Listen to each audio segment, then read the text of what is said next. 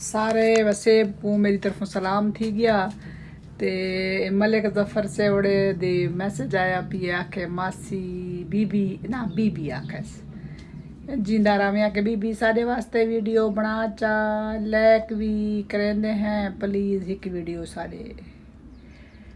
ना ते बिस्मिल्लाह करा वीडियो तेरे ना दी मलिका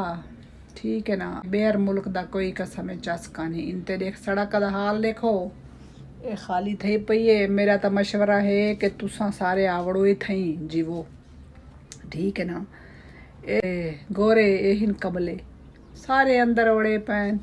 साफ सुथरे सड़कां रखी पैन है देख के इवें लगता जिवें कब्रिस्तान है बंदा है कना विच।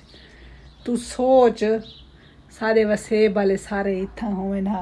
ये हुण सड़क जी खाली पई है इत्थां बाला हुण क्रिकेट दा मैदान बनाया होया होया 15-16 जेरे बाल हिन अद्धे सुथड़ा पाती वधे होवे ना ते अद्धे सिर्फ चोलां च इत्थां भजदे वधे होवे ना ते इवें बाला करवेंदे पोए होवे ना ते जड़ियां खिड़कियां दे दाखना चानना इन्हां दे शीशे सलामत हिन इन्हां हिक दा शीशा ना होवे हा। सड़क ते 2-4 सारे बूढ़ड़ बैठे हुए ना हुक्के शुक्के रखते गड़ गड़ करेंदे बैठे हुए ना ते आवाज़ होवे ते चीका बाका आंदा पियो होवे हुण चस्ता आवे हा ना पता तो लगे हा भे जींदे हैं इनते देखे दी चुप गड़ुप जीवे बंदा मुर्दे पैन थे बंदे तक नहीं है।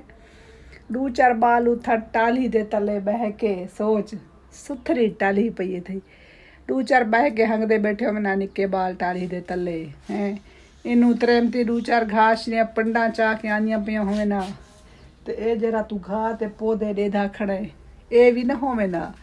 ए बकरियां शकरियां खानियां भेड़ा खुलियां वधिया होवे ना उन्ना पट पुट बूटे गिद्धे होवे ना चर चुर गिद्धे होवे ना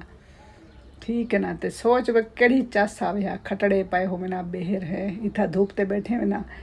तले कई था भा बाल के चाह दी ठूठी चढ़ेंदा बैठा होया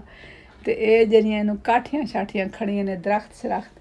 ए काठियां शाठियां झांग के ते असां इथा हुण बालन बना के चाह पींदे बैठे हुआ चस्ता आवे हा ना